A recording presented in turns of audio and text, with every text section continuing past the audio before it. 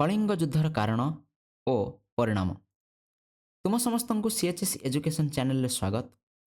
ପିଲେ, ଇତିହାସ ମହାନ ସମ୍ରାଟମାନଙ୍କ କାହାଣୀରେ ପରିପୂର୍ଣ୍ଣ। ସେମିତି ଏକ କାହାଣୀ ହେଉଛି ଭାରତର ମୌର୍ଯ୍ୟ ରାଜବଂଶର ଶାସକ ସମ୍ରାଟ ଅଶୋକଙ୍କର, ଯିଏ ମୌର୍ଯ୍ୟ ସାମ୍ରାଜ୍ୟକୁ ପ୍ରାଚୀନ ଭାରତର ସବୁଠାରୁ ଶକ୍ତିଶାଳୀ ସାମ୍ରାଜ୍ୟରେ ପରିଣତ କରିଥିଲେ। ତ ଆଜିର ଏହି ଭିଡ଼ିଓରେ ଆମେ ସମ୍ରାଟ ଅଶୋକ ଏବଂ ତାଙ୍କ ସହିତ ଜଡ଼ିତ କଳିଙ୍ଗର ଇତିହାସକୁ ଆମେ ଜାଣିବାକୁ ଚେଷ୍ଟା କରିବା।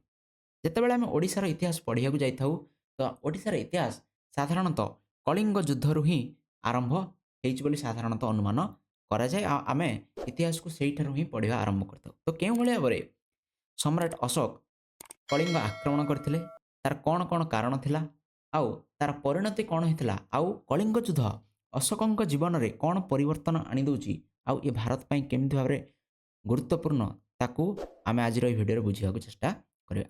ଏ ଭିଡ଼ିଓ +2 ସେକେଣ୍ଡ ଇୟର ପିଲାଙ୍କର ପରୀକ୍ଷା ଦୃଷ୍ଟିରୁ ଗୁରୁତ୍ୱପୂର୍ଣ୍ଣ, ଠିକ୍ ଅଛି।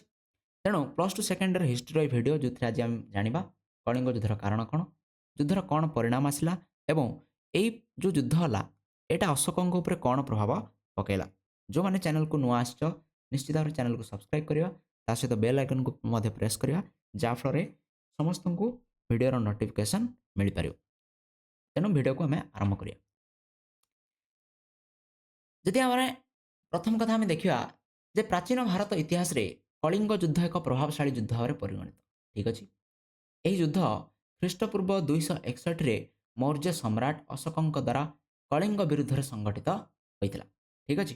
କଳିଙ୍ଗ, ଯାହାକୁ ଆଜି ଆମେ ଓଡ଼ିଶା ବୋଲି କହୁଛେ, ଠିକ୍ ଅଛି। ତ ଆମର ରାଜ୍ୟ, ଯାହାର ପୂର୍ବ ନାମ ସେହି ସମୟରେ କଳିଙ୍ଗ ବୋଲି ଯାହାକୁ ଆମେ ଜାଣୁଥିଲେ। ରାଜା ବିମ୍ବିସାରଙ୍କର ଅଙ୍ଗ ବିଜୟରୁ ଆରମ୍ଭ ହୋଇ ମୌର୍ଯ୍ୟ ସାମ୍ରାଜ୍ୟବାଦ କଳିଙ୍ଗ ଯୁଦ୍ଧ ସହିତ ସମାପ୍ତ ହୋଇଥିଲା। ହର୍ଯଙ୍କ ବଂଶର ରାଜା ବିମ୍ବିସାର ଓ ଅଜାତଶତ୍ରୁ ମଗଧର ସାମ୍ରାଜ୍ୟବାଦ ନୀତିର ଆରମ୍ଭ କରିଥିଲେ। ଏହାପରେ ନନ୍ଦବଂଶର ରାଜତ୍ୱ ପ୍ରତିଷ୍ଠା ହୋଇଥିଲା ଏବଂ ନନ୍ଦବଂଶର ଶେଷ ରାଜା ଥିଲେ ଧନାନନ୍ଦ। ଚନ୍ଦ୍ରଗୁପ୍ତ ମୌର୍ଯ୍ୟ ନନ୍ଦବଂଶଙ୍କୁ ଧ୍ୱଂସ କରି ମଗଧରେ ମୌର୍ଯ୍ୟ ବଂଶର ପ୍ରତିଷ୍ଠା କରିଥିଲେ, ଠିକ୍ ଅଛି। ତୁମେ ମ୍ୟାପ୍ ମାଧ୍ୟମରେ ମଧ୍ୟ ତାକୁ ଦେଖିପାରିବ। ଇଏ ହେଉଛନ୍ତି ବିମ୍ବିସାର, ଠିକ୍ ଅଛି। ଏଇଭଳି ଭାବରେ ନନ୍ଦବଂଶ ଭାରତରେ ଥିଲା। ଚନ୍ଦ୍ରଗୁପ୍ତଙ୍କ ପରେ ତାଙ୍କ ପୁତ୍ର ବିନ୍ଦୁସାର ଏବଂ ବିନ୍ଦୁସାରଙ୍କ ପରେ ଅଶୋକ ମଗଧ ସିଂହାସନ ଆରୋହଣ କରିଥିଲେ। ବୌଦ୍ଧ ଗ୍ରନ୍ଥ ଦୀପବଂଶ ଅନୁସାରେ ଅଶୋକ ତାଙ୍କର 99 ଜଣ ଭାଇଙ୍କୁ ହତ୍ୟା କରି ଖ୍ରୀଷ୍ଟପୂର୍ବ 273ରେ ମଗଧର ସିଂହାସନ ଆରୋହଣ କରିଥିଲେ। ଏହି ନୃଶଂସତା ପାଇଁ ସେ ଚଣ୍ଡାଶୋକ ଭାବେ ପରିଗଣିତ ମଧ୍ୟ ହୋଇଥିଲେ। ଭାତୃବିବାଦ ପାଇଁ ତାଙ୍କର ଅଭିଷେକ ଉତ୍ସବ 4 ବର୍ଷ ପରେ ଅର୍ଥାତ୍ ଖ୍ରୀଷ୍ଟପୂର୍ବ 269ରେ ହୋଇଥିଲା, ଠିକ୍ ଅଛି। ଏବଂ କଳିଙ୍ଗ ଯୁଦ୍ଧ ତାଙ୍କର ଅଭିଷେକର 8ମ ବର୍ଷରେ ହୋଇଥିଲା, ଯେଉଁଟାକି ଖ୍ରୀଷ୍ଟପୂର୍ବ 261 ମସିହାରେ, ଠିକ୍ ଅଛି। ତେଣୁ ଏଇଗୁଡ଼ିକ ଆମେ ନିଶ୍ଚିତ ଭାବରେ ମନେ ରଖିବା। ଆଉ ଏଠି ମୌର୍ଯ୍ୟ ସାମ୍ରାଜ୍ୟର ଗୋଟେ ଟାଇମ୍ ଲାଇନ୍ ମଧ୍ୟ ଦିଆଯାଇଛି, ଯାହାକୁ ତୁମେ ଦେଖିପାରିବ, ଠିକ୍ ଅଛି। ଚନ୍ଦ୍ରଗୁପ୍ତ ମୌର୍ଯ୍ୟ ଏଇଭଳି ଭାବରେ କ'ଣ କରିଥିଲେ ନା ନିଜର ରାଜ୍ୟକୁ ପ୍ରସାରିତ କରିଥିଲେ। ତାପରେ ପରେ ଅଶୋକ ଆସିଛନ୍ତି ଏବଂ ସିଏ କେଉଁଭଳି ଭାବରେ କଳିଙ୍ଗ ଉପରେ ଆକ୍ରମଣ କରିଛନ୍ତି ତାକୁ ଆମେ ଦେଖିବା। ଯଦି କଳିଙ୍ଗ ଯୁଦ୍ଧକୁ ଆମେ ଦେଖିବା ଯେ କାହିଁକି, ଏଇ ଯେଉଁ ଭାଗଟି ଦେଖିପାରୁଛ ତୁମେ, ଇଏ ହେଉଛି କଳିଙ୍ଗ, ଠିକ୍ ଅଛି। ତ କଳିଙ୍ଗ ଯୁଦ୍ଧ କାହିଁକି ହେଲା, ତାର ବିଭିନ୍ନ ପ୍ରକାର କାରଣକୁ ଆମେ ଜାଣିବା ନିହାତି ଆବଶ୍ୟକ। କଳିଙ୍ଗ ଯୁଦ୍ଧକୁ ନେଇ ବିଭିନ୍ନ ପ୍ରକାର ଗୁଜବ ମଧ୍ୟ ରହିଛି, କେହି ବିଭିନ୍ନ କଥା ଲୋକଙ୍କଠୁ ଆମକୁ ଶୁଣିବାକୁ ମିଳିଥାଏ, କିନ୍ତୁ ତାର ବାସ୍ତବ କାରଣ କ'ଣ ଥିଲା ତାକୁ ଆମେ ଜାଣିବା। ପ୍ରଥମ କାରଣ ଥିଲା କିଛି ରାଜନୈତିକ କାରଣ। ରାଜନୈତିକ କାରଣ କଥା ଯଦି ଆମେ ଦେଖିବା, ଅଶୋକଙ୍କର ସାମ୍ରାଜ୍ୟବାଦ ନୀତି। ପ୍ରଥମ କାରଣ ହେଲା ଅଶୋକଙ୍କର ସାମ୍ରାଜ୍ୟବାଦ ନୀତିର ପରିଣତ ଥିଲା କଳିଙ୍ଗ ଯୁଦ୍ଧ। ସାମ୍ରାଜ୍ୟବାଦ ନୀତି କହିଲେ କ'ଣ, ପ୍ରତ୍ୟେକ ରାଜା ନିଶ୍ଚିତ ଭାବରେ ନିଜର ସାମ୍ରାଜ୍ୟକୁ କ'ଣ କରନ୍ତି, ବଢ଼େଇବାକୁ ଚେଷ୍ଟା କରନ୍ତି, ଯାହାଫଳରେ ସେମାନେ ନିଜକୁ ସମ୍ରାଟ ଭାବେ ପ୍ରତିଷ୍ଠିତ କରିବାକୁ ଚେଷ୍ଟା କରିଥାନ୍ତି। ତେଣୁ ଅଶୋକଙ୍କର ମଧ୍ୟ ସେଇ ନୀତି ଥିଲା। ବିନ୍ଦୁସାରଙ୍କ ପରେ ଅଶୋକ ବିଶାଳ ମୌର୍ଯ୍ୟ ସାମ୍ରାଜ୍ୟର ସମ୍ରାଟ ହୋଇଥିଲେ। ଏହି ସମୟରେ କଳିଙ୍ଗ ଏକ ଅବିଚିତ ରାଷ୍ଟ୍ର ଭାବରେ ତାର ସ୍ୱାଧୀନତା ବଜାୟ ରଖିଥିଲା, ଠିକ୍ ଅଛି। କଳିଙ୍ଗ ସ୍ୱାଧୀନ ଭାବରେ କେମିତି ସ୍ୱାଧୀନତା ବଜାୟ ରଖୁଥିଲା ତା ବିଷୟରେ ଟିକେ ଜାଣିବା। କଳିଙ୍ଗ ପ୍ରଥମେ ଯେତେବେଳେ ନନ୍ଦବଂଶର ରାଜତ୍ୱ ଥିଲା, ସେତେବେଳେ କଳିଙ୍ଗ ନନ୍ଦବଂଶ ଅଧୀନରେ ଥିଲା, ଠିକ୍ ଅଛି। ତ ଯେତେବେଳେ ଧନାନନ୍ଦ, ଆମେ ଯେଉଁ ଏବେ ଜଷ୍ଟ ପୂର୍ବ ସ୍ଲାଇଡ଼ରେ ପଢ଼ିଲେ ଯେ ନନ୍ଦବଂଶର କ'ଣ ଥିଲେ ନା ନନ୍ଦବଂଶର ଶେଷ ରାଜା କିଏ ଥିଲେ ନା ଧନାନନ୍ଦ ଥିଲେ, ଠିକ୍ ଅଛି ନା ନାହିଁ। ଯେତେବେଳେ ଧନାନନ୍ଦକୁ ପରାସ୍ତ କରି ଧନାନନ୍ଦକୁ ସିଂହାସନରୁ ହଟେଇ ଚନ୍ଦ୍ରଗୁପ୍ତ ମୌର୍ଯ୍ୟ କ'ଣ ହେଇଥିଲେ ନା मौर्य साम्राज्यर प्रतिष्ठा करते से समय कौन है ना कलिंग स्वाधीन हो जाता से समय कलिंग निजक स्वाधीन कर देता ठीक अच्छे तो यही स्वाधीनता बजाय रखी किए कलिंग कौ पर्यंत ना अशोक शासन पर्यंत तापर कौन है ना मगधर सीमा सहित संलग्न थिबारु कलिंगर स्वाधीनता मगध पर निश्चित भाव विपद सदृश थिला आ सामरिक दृष्टिकोण कलिंग एक शक्तिशाली राज्य मध्य थिला तो सही समय कलिंगर वैभव कलिंगर जो आम कहीपर से समय व्यापार हो गला धन संपत्ति हो गला तो यही सब जिनस गोटे राज्य जिते कौन आ गोटे राज्य सहित लागिक अच्छी पड़ोशी राज्य बोले आम कहीपर आउ सी गोटे शक्तिशाली राज्य तो निश्चित भाव में यहाँ अशोक प्रभाव पकईला अशोक चाहून जे कलिंग अधिक दिन पर्यंत स्वाधीन हो रो ता आखपाखर समस्त अंचल को अशोक कौन करते ना सम्राटे साम्राज्य मिसई देते किंतु कलिंग गोटे स्वाधीन राज्य भाव रही जाता तेणु ताकू निश्चित भाव में ये अधीन करने अशोक ये चिंता निश्चित भाव में निजर साम्राज्य विस्तार लिप्सा को चरितार्थ करने तथा अखंड भारतर अधिकारी हाँपाई अशोकंर कलिंग अधिकारी निश्चित भाव में अवसंभावी हो पड़ा आ स्वाधीन कलिंगर अवस्थिति थिला असह्य ठीक अच्छे तो एमती चारिपटे कौन है ना निजर साम्राज्य विस्तार कर मझे गोटे राज्य स्वाधीन भाव में रही एमती सेमती राज्य नुह जार वैभव बहुत अधिक जे निश्चित भाव गोटे शक्तिशाली राज्य तेणु ताकू अधिकार करने निश्चित भाव में अशोक ये इच्छा कर तेणु कलिंग को जय करी निज साम्राज्यभुक्त करने अशोक बद्धपरिकर हेले ये किसी राजनैतिक कारण सेमती किसी अर्थनैतिक और वाणिज्यगत कारण अच्छी जदि आम देखा मैप्रे ठीक अच्छे ये कलिंग आमर अच्छी जोटा आज आम ओडिशा बोली कहूचे ठीक अच्छे तो आम राज्य कलिंग थिला एक समृद्धशाली राज्य जहाँकि मगध साम्राज्यर चक्षुषूल होता ठीक अच्छे कौन थी गोटे समृद्धशाली राज्य थिला कलिंगर थिला अनेक बंदर जेहेतु कलिंग कौन समुद्र निकटवर्ती समुद्र पाखरे रही तेणु ए विभिन्न प्रकार बंदर थिला आ समुद्र तटवर्ती होइथिबारु एहार बणिक माने जो माने व्यवसायी माने थिले सेमाने सुदूर बाली जाभा मालय आदि द्वीप गुड़िक सहित नौ वाणिज्य करथिले ए मैप रे तुमे देखि परिबो जे कलिंग केउ भली भाबरे कोन करछि ना एई जो एरिया गुड़िक रहिछि एई एरिया गुड़िक सहित कोन करछि ना केउ भली भाबरे ए कोन करछि व्यापार वाणिज्य करछि तो तार गोटे एडी फोटो मते दिया हिछि जोटा कोन अछि ना कोन गोटे मंदिर रे कोन रहिछि ना एडी खोदित होइछि जो आम देखिपारे जे आमर मध्य परंपरा रही आम जाचे जो बोईत बंदाण जो रोचे आमर ठीक अच्छे ना ना जो बोईत कथा बोईत कौन करते ना साधव पुओ मैंने कौन करते जाऊे दूर देश वाणिज्य करने एक कथा आम जाचे तो से दृष्टि कौन थी ना कलिंग पाखे बहुत कौन थी ना वैभव थी धन संपत्ति थी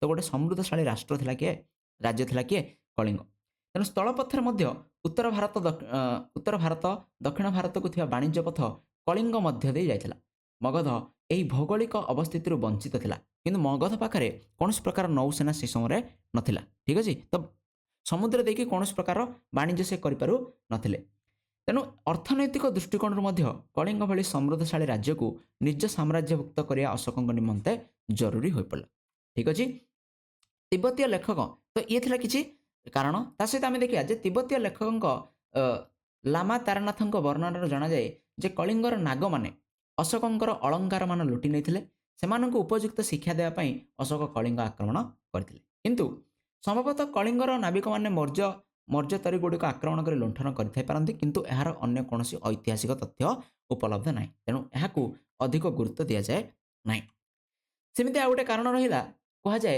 जे अशोकंकर कलिंग आक्रमण पछरे आ गए किंवदंती अच्छी जोटा शिलालेखरू जना पड़े बोली कहुए जे ओडिशार उपकूलवर्ती धीवर मान मध्य बहुल भाव में ये प्रचलित होता है किंवदंती किंवदंती कौन ना ये किंवदंती अनुसार अशोक कलिंगर कारुवाकी नामक एक धीवर कन्या सौंदर्य मुग्ध होता विवाह करने उद्देश्य कलिंग आक्रमण योजना करते ठीक अच्छे तेणु आलाहाबाद प्राप्त राणी स्तंभावी लेखरू यह जनापड़े जे अशोकंकर कारुवाकी नामक जड़े राणी थे जहाँकर पुत्र नाम तिभर थिला तिभल थिला बोली कहुए तेणु ओडिशार किंवदंती अशोकंकर स्तंभावी लेख वर्णित ठीक अच्छे वर्णित तथ्य सह मेल खाऊथिबारु यार ऐतिहासिकता ग्रहणीय करा जाए किसी क्षेत्र में तो यही सब थिला किछटा कारण जो कौन था ना अशोक कलिंग आक्रमण करते बोली कहुए तापर जाने कलिंग युद्ध ख्रीष्टपूर्व 261 भुवनेश्वर निकटस्थ दयानदी कूल यह युद्ध संघटित है जो पाखे आज आमर धौली शांतिस्तूप अच्छी से जगह कौन होता ना से दया नदी कूल कौन होता तार फटो मत तुम ये देखिपर यही नदी कूल कौन होता ना कलिंग युद्ध अनुष्ठित होता अशोकंकर त्रयोदश शिलान्यास बुझीला रॉक एडिक्ट बा शिलालेख 13 नंबर शिलालेख आम मन रखिए केते नंबर ना 13 नंबर शिलालेख ये कलिंग युद्धर संपूर्ण बरणी देखा मिलता है संपूर्ण बरणी जे केते सेठी सैन्य थिले केते लोक निहत होते केते आहत होते कौन होता से सब जिनस को डिटेल्स कौन कराई ना 13 नंबर शिलालेख अशोक तांकर वर्णना कर तेणु यही शिलालेखटी हूँ आम निश्चित भाव में गुरुत्वपूर्ण ठीक अच्छे यही युद्ध कलिंगर 1 लाख लोक निहत होते 1,50,000 लोक बंदी होते तो सही समय लक्ष लोक ये कौन थे ना मरी कहला जे ये नदी संपूर्ण रूपे रक्त लाल हो जाता कहला ठीक अच्छे तेणु यही युद्ध अशोक विजय लाभ करते पृथ्वी इतिहास रे यह एक भयंकर युद्ध कहले अत्युक्ति हम ना निश्चित भाव लक्ष लोक जो ये निहत होते मरी 1,50,000 लोक बंदी होते निश्चित भाव गोटे भयावह युद्ध थिला कलिंग आउ अशोक भितर ठीक अच्छे आर परिणाम कौन है ना कलिंग युद्धर फलाफल था गुरुत्वपूर्ण और सुदूर प्रसारी कलिंग युद्धर अशोक जदिओ विजय होते यार विभीषिका और रक्तपात तांक मन में गभीर रेखापात करथिला और तांक जीवनर गतिपथ को ये बदलाई देता तेणु यही युद्ध निश्चित भाव में अशोकंकर जीवन दृष्टिकोण बहुत गुरुत्वपूर्ण था युद्धर दारुण दुख तांक हृदय को आंदोलित करथिला तापरे तांकर हृदय परिवर्तन होईछि त्रयोदश अनुशासन रे अशोक निजर अनुशोचना कथा मध्य उल्लेख कर 13 नंबर रहा आमर कौन शिलालेख ठीक अच्छे ना नहीं जो शिला लेख रहा से कौन होती ना अशोकंकर हृदय परिवर्तन कथा मध्य लिखा जाए केमी युद्ध पर अशोकंकर हृदय परिवर्तन होती से अनुभव करते हिंसा और तरबारीर जय प्रकृत जय नुहे बर मनुष्यर हृदय को जय करने हूँ प्रकृत जय भविष्य में आउ युद्ध न करने से प्रतिज्ञाबद्ध होते तेणु कलिंग युद्ध थिला तांको जीवनर प्रथम एवं शेष युद्ध तेणु गोटे युद्ध अशोक लड़ी बोले आम कहीपर जार प्रभाव बहुत अधिक मात्रा था और जीवन उपर यार प्रभाव थिला जीवन संपूर्ण रूपे ये परिवर्तन होती से चंडाशोक जो आम कहते भाई मान हत्या करी से कौन बसते सिंहासन में बसते जो पनिशमेंट दंड देवार जो क्रूरता थिला ठीक अच्छे ना नहीं तेणु से चंडाशोक बोली कह जाऊला आठी चंडाशोक से धर्माशोक परिणत होती तापर जाने धर्माशोक परिवर्तन है से केमी बौद्ध धर्म से केमी ग्रहण कले बौद्ध धर्म प्रसार मध्य से केमी कले उपगुप्त नामक जड़े बौद्ध भिक्षुं अशोक बौद्ध धर्म ग्रहण करते नाटी आम मन रखा निहाती दरकार जे उपगुप्त से कौन करते ना बौद्ध धर्म ग्रहण करते बौद्ध धर्म ग्रहण करी से चंडाशोक धर्माशोक परिणत है भेरीघोष परिवर्ते धर्मघोष से आह्वान देते पूर्वर बिहार यात्रा परिवर्ते से धर्मयात्रार आरंभ करते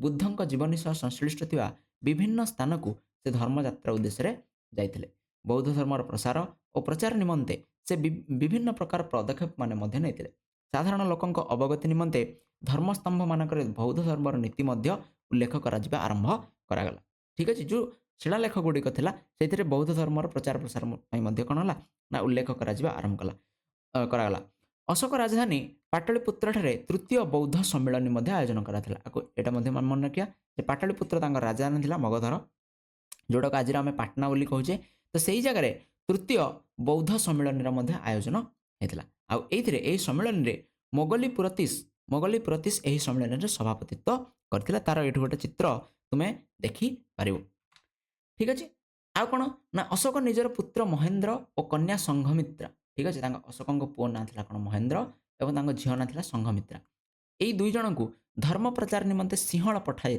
सिंहल कोटा ना आजिकार जो श्रीलंका बोली कहूचे ठीक अच्छे आम सिंहल बोली कहू तो सिंहल पठा जाइथिला आउ धर्म महामात्र नाम नियुक्त कर्मचारी लोक मानकर आध्यात्मिक उन्नति जनसाधारण को शिक्षा देउथिले आको आम मन रखा जे एमाने किछि अधिकारी जमी आजिकल जुग में तुम सरकारी चाकरिया देखुच सेमती किसी अधिकारी कौन कराइला नियुक्ति कराइला जोटा को धर्म महामात्र बोली कहला आ एमनकर काम थिला कौन ना एमाने लोक मानकर आध्यात्मिकतार उन्नति एमाने जनसाधारण को शिक्षा दौथिले आ अशोकंक प्रचेष्टार बौद्ध धर्म एक विश्व धर्म रे परिणत हो पारिथिला तो एठी महेंद्र एवं संघमित्रा चित्र तुम देखिपर आठी से क्यों भाव में कौन कर ना सिंहल को जाइछन तार मध्य चित्र देखिपर आउ ए मैप रे आम कौन देखिपर जे बौद्ध धर्म केते सुदूर प्रसारी हो पारि सारा भारत कोरिया चाइना जापान सबू जगार कौन हो पारुछि ନା ବୌଦ୍ଧ ଧର୍ମର ପ୍ରମାଣ ମଧ୍ୟ ମିଳିପାରିଛି। ତ ଇଏ ଥିଲା ଅଶୋକଙ୍କର କିଛି ପ୍ରଚେଷ୍ଟା ଯାହାଫଳରେ ବୌଦ୍ଧ ଧର୍ମ କ'ଣ ହେଲା ନା ପ୍ରସାର ହେଇପାରିଲା। ଜନହିତକାରୀ ଶାସନ ମଧ୍ୟ ସେ ପ୍ରତିଷ୍ଠା କଲେ। କଳିଙ୍ଗ ମୌର୍ଯ୍ୟ ସାମ୍ରାଜ୍ୟର ଏକ ପ୍ରଦେଶ ଭାବରେ ରହୁଥିଲା ଓ ତୋଷାଳି ଥିଲା ଏହାର ମୁଖ୍ୟ ଶାସନ କେନ୍ଦ୍ର। ମନେ ରଖିବା, ଯେମିତି ଆଜିକାଲି ଆମେ କ'ଣ କହୁଛେ ରାଜଧାନୀ କହୁଛେ, ଆଜି ଆମର ରାଜଧାନୀ ଯେମିତି ଆମେ କହୁଛେ ଭୁବନେଶ୍ୱର, ତ ସେହି ସମୟରେ କଳିଙ୍ଗର ରାଜଧାନୀ ଥିଲା ତୋଷାଳି ମୌର୍ଯ୍ୟ ଶାସନ ଅଧୀନରେ। ଠିକ୍ ଅଛି, ଅଶୋକ ନିଜକୁ ପ୍ରଜାବତ୍ସଳ ଶାସକ ରୂପେ ପ୍ରତିପାଦିତ କରିପାରିଥିଲେ। ଭୁବନେଶ୍ୱର ନିକଟବର୍ତ୍ତୀ ଧଉଳି ଓ ଗଞ୍ଜାମ ଜିଲ୍ଲାର ଜଉଗଡ଼, ଯାହାର ଚିତ୍ରଟି ଦେଖାଯାଇଛି, ଧଉଳି ଏବଂ ଜଉଗଡ଼ ଠାରେ ଅଶୋକଙ୍କର ଶିଳାନ୍ୟାସ ରହିଛି। ଠିକ୍ ଅଛି, ଏଠି କ'ଣ ରହିଛି ନା କଳିଙ୍ଗରେ ସୁଶାସନ ପ୍ରତିଷ୍ଠା ପାଇଁ ସେ ଅନେକ କର୍ମଚାରୀ ମଧ୍ୟ ନିଯୁକ୍ତି କରିଥିଲେ। ସେ ନିଜ ଶିଳାଲେଖ ଗୁଡ଼ିକରେ ଲେଖିଥିଲେ ଯେ ସମସ୍ତ ମନୁଷ୍ୟ, ଏଇଟା ମନେ ରଖିବା, ସମସ୍ତ ମନୁଷ୍ୟମାନେ ମୋର ସନ୍ତାନ ସଦୃଶ। ମୁଁ ମୋ ନିଜ ସନ୍ତାନ ସନ୍ତତିମାନଙ୍କ ପାଇଁ ଇହଲୋକ ଓ ପରଲୋକରେ ଯେପରି ସୁଖ କାମନା କରେ ତାହା ମୁଁ ସମସ୍ତ ମନୁଷ୍ୟମାନଙ୍କ ପାଇଁ କ'ଣ କରେ, କାମନା କରେ। ତ ଏଇଭଳି ତାଙ୍କର ଶିଳାଲେଖରେ ଲେଖାଯାଇଛି। ଠିକ୍ ଅଛି, କଳା ସ୍ଥାପତ୍ୟ କଥା ଯଦି ଦେଖିବା, କଳିଙ୍ଗ ଯୁଦ୍ଧ ପରେ ଅଶୋକ କଳା ଆଉ ସ୍ଥାପତ୍ୟରେ ମଧ୍ୟ ବିକାଶ ପାଇଁ ଯତ୍ନବାନ ହୋଇଥିଲେ। ବିଭିନ୍ନ ପ୍ରକାର ସ୍ତମ୍ଭ, ସ୍ତୂପ ଆଉ ବିହାର ଆଦିର ନିର୍ମାଣ ହୋଇଥିଲା। ମଥୁରା, ସାରନାଥ, କୁଶିନର, ତକ୍ଷଶିଳା ଆଦି ସ୍ଥାନରେ ଅଶୋକଙ୍କ ଦ୍ୱାରା ନିର୍ମିତ ସ୍ତୂପ ମୌର୍ଯ୍ୟ କଳାର ଜ୍ୱଳନ୍ତ ଉଦାହରଣ ଦେଇଥାଏ। ଠିକ୍ ଅଛି, ତାଙ୍କର କିଛି ଏଠି କ'ଣ ସ୍ତୂପ ଗୁଡ଼ିକ ମଧ୍ୟ ଆମେ ତାର ଫଟୋ ମଧ୍ୟ ଏଠି ଦିଆଯାଇଛି, ତୁମେ ଦେଖିପାରିବ। ଭାରତୀୟ କଳା ସ୍ଥାପତ୍ୟ କ୍ଷେତ୍ରରେ ଏକ ନୂତନ ଯୁଗର ଆରମ୍ଭ ମଧ୍ୟ ହୋଇଥିଲା। ତାଙ୍କ ନାଶରେ କ'ଣ ହେଇଥିଲା ନା ବ୍ୟବହୃତ ପାଲି ଭାଷା ଭାରତରେ ସାଂସ୍କୃତିକ ଏକତା ସୃଷ୍ଟି କରିବାରେ ସହାୟକ ଥିଲା। ତ ଏଇଠି ଆମେ ଜାଣିପାରିବା ଯେଉଁ ଶିଳାଲେଖ ଗୁଡ଼ିକ ଥିଲା ସେଇଟା କେଉଁ ଭାଷାରେ ଲେଖା ହେଉଥିଲା ନା ପାଲି ଭାଷା। ପାଲି ଭାଷା ସେ ସମୟରେ ଲୋକମାନଙ୍କର ଭାଷା ଥିଲା। ଠିକ୍ ଅଛି, ତେଣୁ ପାଲି ଭାଷାରେ କ'ଣ ନା ଶିଳାନ୍ୟାସ ଗୁଡ଼ିକ କରାଯାଉଥିଲା। ଠିକ୍ ଅଛି, ତା ସହିତ କ'ଣ ନା ବିଶ୍ୱଭାତୃତ୍ୱ ପ୍ରତିଷ୍ଠା ପାଇଁ ମଧ୍ୟ ଉଦ୍ୟମ କରିଛନ୍ତି ଏଠି ଅଶୋକ। ଧର୍ମାଶୋକରେ ପରିଣତ ହେବା ପରେ ଅଶୋକ ବିଶ୍ୱଭାତୃତ୍ୱ ପ୍ରତିଷ୍ଠା ଦିଗରେ ଉଦ୍ୟମ କରିଥିଲେ। ସିରିଆର ଶାସକ ଦ୍ୱିତୀୟ ଆଣ୍ଟିଓକସ୍, ମିଶରର ଶାସକ ଦ୍ୱିତୀୟ ଟଲେମି ଫିଲାଡେଲଫସ୍ ଆଉ ମିସୋଡେନିଆର ଶାସକ ଆଣ୍ଟିଗୋନାସ୍ ଆଦି ରାଜାମାନଙ୍କ ସହ ସେ କ'ଣ କରିଥିଲେ, ସବୁ ସମ୍ପର୍କ ସ୍ଥାପନ କରିପାରିଥିଲେ। ଠିକ୍ ଅଛି, ବାସ୍ତବିକ କଳିଙ୍ଗ ଯୁଦ୍ଧ ଥିଲା ଭାରତ ଇତିହାସର ଏକ ପ୍ରମୁଖ ଘଟଣା ଆଉ ଏହା ମଗଧର ସାମ୍ରାଜ୍ୟବାଦୀ ନୀତିକୁ ପୂରଣ କରିବା ସଙ୍ଗେ ସଙ୍ଗେ ମଗଧର ଅର୍ଥନୈତିକ ପ୍ରଗତି ପାଇଁ ମଧ୍ୟ ମାର୍ଗ ପ୍ରସ୍ତୁତ କରିଥିଲା। ଠିକ୍ ଅଛି, ତେଣୁ ଏଇଟା ସବୁଠୁ ଗୋଟେ ଇମ୍ପୋର୍ଟାଣ୍ଟ ଯୁଦ୍ଧ ଥିଲା ବୋଲି ଆମେ କହିପାରିବା। ଅଶୋକଙ୍କ ଜୀବନ ପାଇଁ ମଧ୍ୟ ଇମ୍ପୋର୍ଟାଣ୍ଟ ଥିଲା, କାହିଁକିନା ଏ ଅଶୋକଙ୍କର ହୃଦୟ ପରିବର୍ତ୍ତନ କରିବାରେ ଏ ସାହାଯ୍ୟ କରିଥିଲା। ଠିକ୍ ଅଛି, ତେଣୁ ଇଏ ଥିଲା କଳିଙ୍ଗ ଯୁଦ୍ଧର ଇତିହାସ, ତାର କାରଣ ଆଉ ଫଳାଫଳ, ତା ସହିତ କିଛିଟା ଇମ୍ପୋର୍ଟାଣ୍ଟ ଜିନିଷ ମଧ୍ୟ ଆମେ ଜାଣିବାକୁ ପାଇଲେ। ଆଉ ଗୋଟେ କ୍ଲାସ୍ରେ ଆମେ ମୌର୍ଯ୍ୟ ଶାସନ ବିଷୟରେ ନିଶ୍ଚିତ ଭାବରେ ଡିସ୍କସନ୍ କରିବା। ବହୁତ ବହୁତ ଧନ୍ୟବାଦ ଯେଉଁମାନେ ଲାଷ୍ଟ ପର୍ଯ୍ୟନ୍ତ ଭିଡ଼ିଓଟିକୁ ଦେଖିଛ। ନିଶ୍ଚିତ ଭାବରେ ଭିଡ଼ିଓଟି ତୁମକୁ ଭଲ ଲାଗିଥିବ। ଯଦି ଭଲ ଲାଗିଲା ନିଶ୍ଚିତ ଭାବରେ ଗୋଟେ ଲାଇକ୍ କର, ଚ୍ୟାନେଲକୁ ସବସ୍କ୍ରାଇବ୍ କର ଆଉ ଭିଡ଼ିଓଟିକୁ ସେୟାର କର। Thank you.